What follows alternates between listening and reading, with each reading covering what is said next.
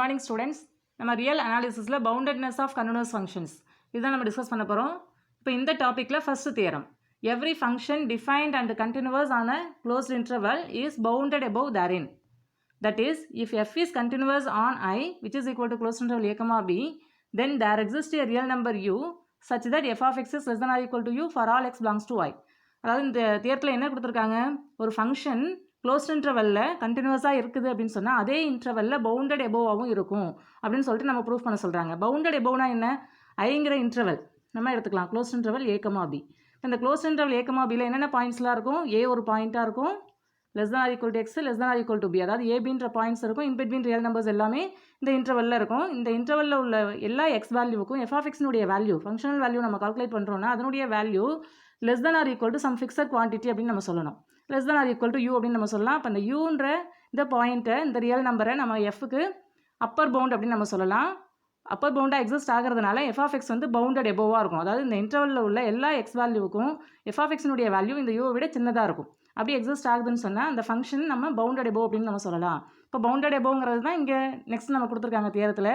அதாவது that is if F is continuous on I which is equal to close interval a comma b, then there exists a real number u such that f of x is less than or equal to u for all x belongs to I. அதாவது நம்மளால் யூன்னு ஒரு real number கண்டுபிடிக்க முடியும். எந்த கண்டிஷனை satisfy பண்ணோம், F of எக்ஸினுடைய value எல்லாமே less than or equal to யூவாக நமக்கு எக்ஸிஸ்ட் ஆகும் இந்த இன்டர்வல்லேருந்து எந்த எக்ஸ் வேல்யூ எடுத்துக்கிட்டாலும். அப்போ பவுண்டட் எபோவ்னு சொல்கிறதுக்கு பதிலாக இந்த கண்டிஷன் நம்ம சொன்னால் போதும். இப்போ நம்ம ப்ரூஃப் பார்க்கலாம். இப்போ என்ன கொடுத்துருக்காங்க கிவன் தியரத்தில், f is defined and continuous on closed interval a comma b. Closed interval a comma b தான் நமக்கு ஐன்னு கொடுத்துருக்காங்க. நம்ம என்ன ப்ரூஃப் பண்ண சொல்கிறாங்க, எஃப் இஸ் பவுண்டட் எபோவ் தேரின்னா on closed interval a comma பி. அதே க்ளோஸ்ட் இன்டர்வல் ஏ கமா பியில் பவுண்டட் எபோவ் அப்படின்னு சொல்லிட்டு நம்ம ப்ரூஃப் பண்ண சொல்கிறாங்க. நம்ம என்ன ப்ரூஃப் பண்ண போகிறோம் அப்படின்னா, கான்ட்ராபாசிட்டிவ் மெத்தடில் F is not bounded above அப்படின்னு நம்ம அஸ்யூம் பண்ணிக்க போகிறோம். அதாவது இந்த கண்டிஷன் நம்ம ப்ரூஃப் பண்ணக்கூடிய கண்டிஷனுக்கு ஆப்போசிட்டாக நம்ம அஸ்யூம் பண்ணிக்கிறோம். நமக்கு என்ன ரிசல்ட் எக்ஸிஸ்ட் ஆகும் அப்படின்னு சொன்னால், f is not continuous on closed interval a comma b அப்படின்னு நமக்கு ரிசல்ட் எக்ஸிஸ்ட் ஆகும். அதாவது not continuous on closed interval a comma b அப்படின்னா அட்லீஸ்ட் ஒரு பாயிண்ட்லையாவது எஃப் வந்து கண்டினியூட்டியை சாட்டிஸ்ஃபை பண்ணாது. அதாவது இதை நம்ம ப்ரூஃப் பண்ணிட்டோம்னா கான்ட்ராபாசிட்டிவ் மெத்தடில் கிவன் ஸ்டேட்மெண்ட் வந்து ட்ரூ அப்படிங்கிறது நமக்கு தெரியும். இதை நம்ம இங்கே அஸ்யூம் பண்ணிக்கிறோம். அதாவது F is not bounded above அப்படின்னு நம்ம அஸ்யூம் பண்ணிக்கிறோம். அஸ்யூம் பண்ணோம்னா எஃப் இஸ் நாட் பவுண்டட் எபோவ்னா என்ன அர்த்தம், பவுண்டட் நாட் பவுண்டட் அப்படின்னு நம்ம அஸ்யூம் பண்ணிக்கலாம். அப்போ நாட் பவுண்டட்னா நமக்கு என்ன டெஃபினிஷன் தெரியும், for each positive integer n there exist point xn in I. அதாவது ஐங்கிற இந்த இன்டர்வல், ஐங்கிறது close interval a comma b, இந்த இன்டர்வலில் தான் பவுண்டட் நாட் பவுண்டட் எபோவ் நம்ம அஸ்யூம் பண்ணுறோம். தென் ஒவ்வொரு பாசிட்டிவ் இன்டீஜருக்கு கரஸ்பாண்டிங்காகவும் எக்ஸ்ங்கிற ஒரு பாயிண்ட் வந்து இந்த இன்டர்வலில் எக்ஸிஸ்ட் ஆகும் such that f of x n is greater than என்ன இருக்கும். அதாவது பவுண்டட்னா நமக்கு என்ன தெரியும், லெஸ் தென் என் அப்படின்னு நமக்கு எக்ஸிஸ்ட் ஆகும். இங்கே நாட் பவுண்டட் அப்படின்னு நம்ம அஸ்யூம் பண்ணுறதுனால எஃப் ஆஃப் எக்ஸ்என்னுடைய வேல்யூ கிரேட்டர் தென் என்ன எக்ஸிஸ்ட் ஆகும். இப்போ இந்த கண்டிஷன் நமக்கு தெரியும். நெக்ஸ்ட் இதே போல் எக்ஸிஸ்ட் ஆகக்கூடிய பாயிண்ட்ஸ் எல்லாத்தையும் நம்ம ஐன்ற இன்டர்வலில் சூஸ் பண்ணும்போது நமக்கு ஒரு சீக்வன்ஸ் கிடைக்கும். அதாவது எக்ஸ்ங்கிற சீக்வன்ஸ். இந்த சீக்வன்ஸ் எதில் உள்ள சீக்வன்ஸ், இன் க்ளோஸ்ட் இன்டர்வல் ஐயில் உள்ள சீக்வன்ஸ். நமக்கு என்ன ரிசல்ட் தெரியும் அப்படின்னு சொன்னால், ஒரு க்ளோஸ்ட் இன்டர்வலில் உள்ள எக்ஸிஸ்ட் ஆகக்கூடிய ஒரு சீக்வன்ஸ் இருக்குது அப்படின்னு சொன்னால் அந்த சீக்வன்ஸுக்கு ஒரு கன்வர்ஜென்ஸ் சப்சீக்வன்ஸ் எக்ஸிஸ்ட் ஆகும். அந்த கன்வர்ஜென்ஸ் சப்சீக்வன்ஸ் வந்து ஐயில் உள்ள பாயிண்ட்டுக்கே கன்வர்ஜ் ஆகும். அதாவது இந்த எக்ஸனுக்கு கரஸ்பாண்டிங்காக எக்ஸ்என்கே அப்படிங்கிற ஒரு சீக்வன்ஸ் எக்ஸிஸ்ட் ஆகும். ஏன் அப்படின்னா எக்ஸ்ங்கிற அந்த சீக்வன்ஸ் வந்து க்ளோஸ் இன்டர்வல் ஐயில் எக்ஸிஸ்ட் ஆகுது. இப்போ இதில் எக்ஸிஸ்ட் ஆகிறதுனால இதுக்கு கரஸ்பாண்டிங்காக ஒரு சப்சீக்வன்ஸ் நம்மளால் கண்டுபிடிக்க முடியும். இந்த சப்சீக்வன்ஸ் வந்து ஐயில் உள்ள பாயிண்ட்டுக்கே கன்வர்ஜ் ஆகும் அப்படிங்கிற ரிசல்ட் நமக்கு தெரியும் இல்லையா. அதை நம்ம இங்கே நோட் பண்ணிக்கிறோம். X n k converges to x naught. Then f of x n k நம்ம நோட் பண்ணுறோம் அப்படின்னா நமக்கு என்ன ரிசல்ட் எக்ஸிஸ்ட் ஆகும், எஃப் ஆஃப் எக்ஸ்என்கேனுடைய வேல்யூ கிரேட்டர் தென் என்கேவாக நமக்கு எக்ஸிஸ்ட் ஆகும். ஏன்னா இங்கே எக்ஸ்என்கே வந்து எக்ஸ்என்னுடைய சப்சீக்வன்ஸ். எக்ஸ்என் ஒவ்வொரு பாயிண்ட் எக்ஸ்என்னுக்கும் எஃப் ஆஃப் எக்ஸ்என்னுடைய வேல்யூ கிரேட்டர் தென் என் அப்படிங்கிறது நமக்கு தெரியும்.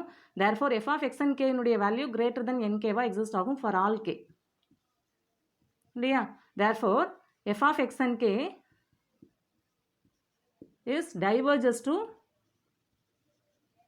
ப்ளஸ் இன்ஃபினிட்டி அப்படின்னு நம்ம சொல்லலாம். அதாவது கன்வர்ஜ் ஆகலை, கிரேட்டர் தன் என்கேவாக இருக்கிறதுனால which is not a convergent sequence. இதுக்கு கரஸ்பாண்டிங்காக நம்ம சீக்வன்ஸ் ஃபார்ம் பண்ணுறோம் அப்படின்னா, அதாவது எக்ஸ்என்கேவுக்கு கரஸ்பாண்டிங்காக எஃப் ஆஃப் எக்ஸ்என்கேன்னு ஒரு சீக்வன்ஸ் நம்ம ஃபார்ம் பண்ணுறோம்னா அந்த sequence diverge to plus infinity அப்படின்னு நமக்கு ரிசல்ட் எக்ஸிஸ்ட் ஆகுது. அதாவது என்ன சொல்லியிருக்கோம், எக்ஸ்என்கேங்கிற ஒரு சீக்வன்ஸ் கன்வர்ஜஸ் டு எக்ஸ் நாட்டாக இருக்குது. பட் இதுக்கு கரஸ்பாண்டிங்காக எக்ஸிஸ்ட் ஆகக்கூடிய f of x and k இந்த sequence is not converges to f of x naught அப்படின்னு நமக்கு வேல்யூ எக்ஸிஸ்ட் ஆகுது. நமக்கு என்ன ரிசல்ட் தெரியும்?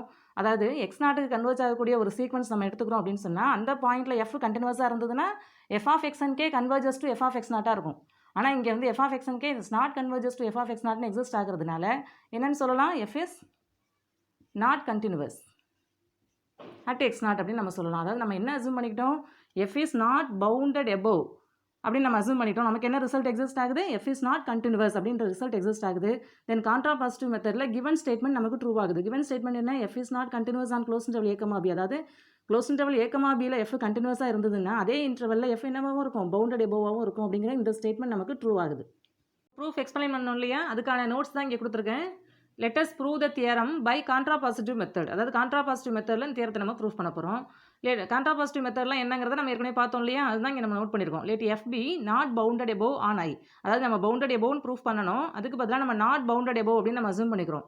நம்ம என்ன ப்ரூஃப் பண்ணணும்? we have to prove that f fails to be continuous at some point of I. அதே இன்டர்வலில் உள்ள சில பாயிண்ட்ஸில் f வந்து நாட் கண்டினியூவஸ் அப்படின்னு நம்ம ப்ரூஃப் பண்ணணும். அதுதான் இங்கே நம்ம நோட் பண்ணியிருக்கோம்.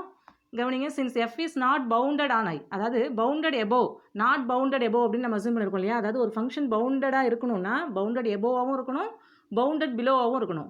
இங்கே நாட் பவுண்டட் எபோவ் அப்படின்னு நம்ம அசூம் பண்ணுறதுனால கண்டிப்பாக எஃப் வந்து நாட் பவுண்டடாக இருக்கும். அதுதான் நம்ம இங்கே நோட் பண்ணியிருக்கோம். இப்போ நாட் பவுண்டட் ஆன் ஐ அப்படிங்கிறது நமக்கு தெரியும், அதை நோட் பண்ணியாச்சு. Therefore for each positive integer n, எந்த ஒரு பாசிட்டிவ் இன்டீஜர் n எடுத்துட்டாலும் there exist a point xn in I such that f of xn is greater than n. இப்போ நாட் பவுண்டட்னா டெஃபினிஷன் படி இந்த கண்டிஷன் சாட்டிஸ்ஃபை ஆகும். f of xn உடைய value எப்படி exist ஆகும்? கிரேட்டர் than n எக்ஸிஸ்ட் ஆகும்.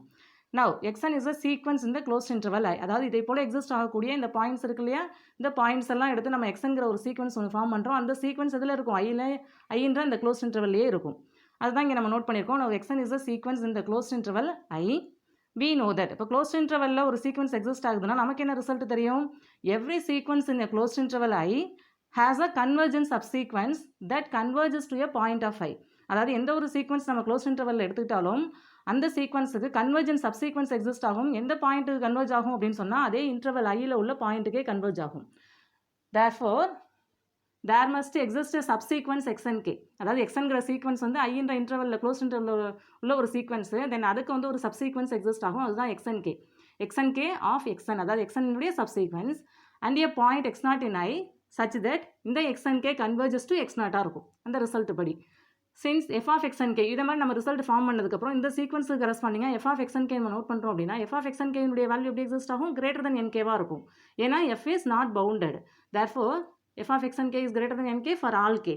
Therefore f of xnk diverges to plus infinity. அதாவது இந்த f of xnk-க்கு கரஸ்பாண்டிங்காக சீக்வன்ஸ் நம்ம ஃபார்ம் பண்ணுறோம். அதாவது xnk-ங்கிற சப்சீக்வன்ஸ் இருக்குது, இதுக்கு கரஸ்பாண்டிங்காக f of xnk-ங்கிற சீக்வன்ஸ் நம்ம ஃபார்ம் பண்ணுறோம். அந்த சீக்வன்ஸ் diverges to plus infinity-யாக இருக்குது. Now x0 is a point of I such that xnk is a sequence in I that converges to x0. அதாவது x0ங்கிற ஒரு பாயிண்ட் ஐயில் எடுத்துக்கிறோம், இந்த பாயிண்ட்டுக்கு xnk-ங்கிற அந்த சப்சீக்வன்ஸ் கன்வர்ஜ் ஆகுது. தென் அந்த xnk சீக்வன்ஸுக்கு கரஸ்பாண்டிங்காக f of xnk நம்ம ஃபார்ம் பண்ணும்போது which does not converges to f of x0. இப்போ இந்த கண்டிஷன் சாட்டிஸ்ஃபை ஆகுது. நமக்கு என்ன ரிசல்ட் தெரியும் அப்படின்னு சொன்னால் f is continuous at a point p belongs to I if and only if for every sequence pn in I which converges to p then f of pn converges to f of p. இந்த result படி f கண்டினியூஸாக இருந்ததுன்னா இந்த condition satisfy ஆகும். இங்கே pன்ற பாயிண்ட்டுக்கு பதிலாக நம்ம தேரத்தில் x0ங்கிற பாயிண்ட் கொடுத்துருக்காங்க, pnங்கிற சீக்வன்ஸுக்கு பதிலாக xnk அப்படிங்கிற சீக்வன்ஸ் கொடுத்துருக்காங்க. அப்போ நமக்கு வந்து xnk கன்வர்ஜஸ் டு x0 இருந்ததுன்னா f of xnk converges to f of x0 இருக்கணும். இருந்ததுன்னா f கண்டினியூஸ். இதுதான் இந்த ரிசல்ட்டில் சொல்லப்பட்டிருக்கு. If and only if condition இது, அதாவது f கண்டினியூஸ்னால் இந்த கண்டிஷன் சாட்டிஸ்ஃபை ஆகும். இந்த கண்டிஷன் சாட்டிஸ்ஃபை ஆகுதுன்னா f கண்டினியூஸாக இருக்கணும். ஆனால் இங்கே f of xnk does not converge to f of x0 இருக்கிறதுனால f is not continuous at x0 அப்படின்னு நம்ம சொல்லலாம் இந்த ரிசல்ட் படி. Therefore f is not continuous at x0. Thus we have proved the contrapositive of the given theorem. அதாவது contrapositive மெத்தடில் இந்த தியரத்தை நம்ம ப்ரூவ் பண்ணியிருக்கோம். இப்போ நம்ம செகண்ட் தியரம் பார்க்கலாம். If f is continuous on closed interval a, b, then it is bounded below on closed interval a, b. அதாவது closed interval a, bல f கண்டினியூஸாக இருந்ததுன்னா அதே இன்டர்வலில் பவுண்டட் பிலோவாக இருக்கும் அப்படின்னு சொல்லிட்டு நம்மளை ப்ரூஃப் பண்ண சொல்கிறாங்க. இதனுடைய ப்ரூஃப் பார்க்கலாம். என்ன கொடுத்துருக்காங்க? f is continuous on closed interval a, b அப்படின்னு கொடுத்துருக்காங்க. நம்மளை என்ன ப்ரூஃப் பண்ண சொல்கிறாங்க? f is bounded below on close interval a, b அப்படின்னு நம்மளை ப்ரூஃப் பண்ண சொல்கிறாங்க இல்லையா. இப்போ இந்த தியரத்தினுடைய ஸ்டேட்மெண்ட்டை கொஞ்சம் நம்ம ரீப்ளேஸ் பண்ணலாம். எப்படி எழுதலாம்? இப்போ கவனிங்க, f is continuous on closed interval a, b, then there exists a real number u such that f of x is bounded below ன்னு சொல்கிறாங்க. அப்போ f of x is greater than or equal to u for all x belongs to closed interval a, b அப்படின்னு நம்ம சொல்லலாம். அதாவது இந்த closed interval a, bலேருந்து எந்த x value நம்ம எடுத்துக்கிட்டாலும் f of xனுடைய வேல்யூ யூவை விட பெரிய வேல்யூவாக இருக்கும். அப்படி எக்ஸிஸ்ட் ஆகுதுன்னு சொன்னால் யூங்கிறது வந்து லோயர் பவுண்டாக இருக்கும். யூங்கிறது lower bound of a given function f, therefore f is a bounded below function அப்படின்னு நம்ம சொல்லலாம். அதாவது பவுண்டட் பிலோவுக்கு பதிலாக இப்படி நம்ம ரீப்ளேஸ் பண்ண முடியும் இந்த தியரத்தை. தென் இந்த ஸ்டேட்மெண்ட்டையும் கொஞ்சம் ரீப்ளேஸ் பண்ணலாம். எப்படி ரீப்ளேஸ் பண்ணலாம் அப்படின்னா f-க்கு பதிலாக -f அப்படின்னு நம்ம நோட் பண்ணலாம். இப்போ f கண்டினியூஸ்னால் நமக்கு என்ன தெரியும்? cf is continuousனு அல்ஜிப்ரா ஆஃப் கண்டினியூஸ் ஃபங்க்ஷனில் நம்ம படிச்சிருக்கோம். cங்கிறத நம்ம -1 அப்படின்னு எடுத்துக்கிறோம்னா -f is கண்டினியூஸாக இருக்கும். Is continuous on closed interval a, b அப்படி நம்ம ரீப்ளேஸ் பண்ணுறோம். இப்போ இந்த ஸ்டேட்மெண்ட் நம்ம இப்படி ரீப்ளேஸ் பண்ணும்போது இங்கே என்ன ஆகும்? நமக்கு there exists u belongs to r such that -f of x. இப்போ -f of x நம்ம நோட் பண்ணும்போது inequality less than or equal to ஆகும். less than or equal to -u அப்படின்னு ஆகும். -f of x is less than or equal to -u for all x belongs to closed interval a, b இப்படி நமக்கு replace பண்ணலாம் given statement. தென் இங்கே -fக்கு பதிலாக g நம்ம apply பண்ணுறோம்னா நமக்கு எப்படி ரிசல்ட் எக்ஸிஸ்ட் ஆகும்? ஸ்டேட்மெண்ட் எப்படி ரீப்ளேஸ் ஆகும்? g is continuous on closed interval a, b implies there exists u belongs to r such that g of x, அதாவது -f of x எப்படி நம்ம ரீப்ளேஸ் பண்ணலாம்? g of x which is less than or equal to -u for all x belongs to closed interval a, b. அப்போ -uங்கிறது நமக்கு real number தான். அப்போ இந்த condition satisfy ஆகுதுன்னா ஜிங்கிறது பவுண்டட் எபோவ் ஃபங்க்ஷன் ஆகும். ஏன்னா -u மூலமாக பவுண்ட் பண்ணப்படுது. -uங்கிறது upper bound, therefore g of x is a bounded above function ஆகுது. அப்போ இந்த ஸ்டேட்மெண்ட் எப்படி நம்ம ரீப்ளேஸ் பண்ணலாம்? g is continuous on closed interval a, b implies g is bounded above on closed interval a, b அப்படின்னு நம்ம replace பண்ணலாம். அதாவது given ஸ்டேட்மெண்ட்டை இப்படி நம்ம ரீப்ளேஸ் பண்ண முடியும். அப்போ g is continuous on closed interval a, b then g is bounded above on closed interval a, bங்கிற இந்த ஸ்டேட்மெண்ட் தான் இப்போ நம்ம ப்ரூஃப் பண்ணியிருக்கோம் இல்லையா ஃபர்ஸ்ட் தியரம். அந்த தியரத்துக்கு ஈக்குவலண்ட் ஸ்டேட்மெண்ட் தான் இது. அதாவது அங்கே f-க்கு பதிலாக இங்கே g-ன்னு கொடுத்துருக்காங்க. அப்போ நம்ம இந்த தியரத்தினுடைய ஸ்டேட்மெண்ட்டை ப்ரூஃப் பண்ணுறதுக்கு பதிலாக எதை ப்ரூஃப் பண்ணால் போதும்? இந்த ஸ்டேட்மெண்ட்டை ப்ரூஃப் பண்ணால் போதும். இதை நம்ம ஏற்கனவே ப்ரூஃப் பண்ணியாச்சு. அப்போ given ஸ்டேட்மெண்ட் வந்து ட்ரூ. அதாவது தியரம் 2 வந்து நமக்கு ட்ரூ அப்படிங்கிறது தெரியுது. இப்போ தியரம் 3 நம்ம இங்கே பார்க்கலாம். if f is continuous on closed interval a, b then it is bounded on closed interval a, b. அதாவது closed interval a, bல f கண்டினியூஸாக இருக்குது அப்படின்னு சொன்னால் அதே இன்டர்வலில் பவுண்டடாகவும் இருக்கும் அப்படின்னு சொல்லிட்டு நம்மளை ப்ரூஃப் பண்ண சொல்கிறாங்க. இப்போ நம்ம ப்ரூஃப் பார்க்கலாம். என்ன கொடுத்துருக்காங்க? f is continuous on closed interval a, b. நம்மளை என்ன ப்ரூஃப் பண்ண சொல்கிறாங்க? f is bounded on closed interval a, b அப்படின்னு நம்மளை ப்ரூஃப் பண்ண சொல்கிறாங்க. அதாவது பவுண்டட்னா நமக்கு என்ன தெரியும்? f is bounded அப்படின்னா நமக்கு என்ன தெரியும்? f is bounded above and f is bounded below. இந்த டூ கண்டிஷன்ஸையும் f சாட்டிஸ்ஃபை பண்ணுதுன்னா அந்த f நம்ம என்னன்னு சொல்லலாம்? பவுண்டட் ஃபங்க்ஷன் அப்படின்னு நம்ம சொல்லலாம் இல்லையா. இப்போ நம்ம ஃபர்ஸ்ட் தியரம் என்ன டிஸ்கஸ் பண்ணியிருக்கோம்? f is continuous on closed interval a, b then f is bounded above on closed interval a, b அப்படின்னு நம்ம பார்த்துருக்கோம் இல்லையா ஃபர்ஸ்ட் தியரம். இப்போ இந்த தியரத்தின்படி f வந்து பவுண்டட் எபோவ் ஃபங்க்ஷன் ஆகுது. அதாவது க்ளோஸ் இன்டர்வல் a, bல f கண்டினியூஸாக இருக்குது அப்படின்னு சொன்னால் தென் அதே இன்டர்வலில் பவுண்டட் எபோவ் அப்படிங்கிறத ஃபர்ஸ்ட் தியரத்தில் நம்ம ப்ரூஃப் பண்ணியிருக்கோம். இப்போ செகண்ட் தியரம் என்ன பார்த்தோம்? f is continuous on closed interval a, b then f is bounded below on closed interval a, b. இதுதான் நம்ம செகண்ட் தியரம் டிஸ்கஸ் பண்ணோம் இல்லையா. அதாவது f-க்கு பதிலாக -f அப்படின்னு நம்ம அப்ளை பண்ணி இந்த தியரத்தினுடைய ஸ்டேட்மெண்ட்டை நம்ம ப்ரூஃப் பண்ணோம். இப்போ இந்த f is bounded below அப்படிங்கிறது செகண்ட் தியரத்துலேருந்து நமக்கு தெரியுது. இப்போ செகண்ட் கண்டிஷனும் சாட்டிஸ்ஃபை ஆகுது. அப்போ f வந்து க்ளோஸ்ட் இன்டர்வலில் கண்டினியூஸாக இருந்ததுன்னா f வந்து பவுண்டட் எபோவாகவும் இருக்குது, பவுண்டட் பிலோவாகவும் இருக்குது. அப்போ அந்த டூ கண்டிஷன்ஸும் சாட்டிஸ்ஃபை பண்ணுறதுனால fன்ற அந்த ஃபங்க்ஷன் என்னன்னு சொல்லலாம்? நம்ம பவுண்டட் ஃபங்க்ஷன் அப்படின்னு சொல்லலாம். அதாவது f is continuous on closed interval a, b then f is bounded on closed interval a, b அப்படின்னு நம்ம சொல்லலாம். அப்போ தியரத்தினுடைய ஸ்டேட்மெண்ட் நமக்கு ட்ரூ ஆகுது.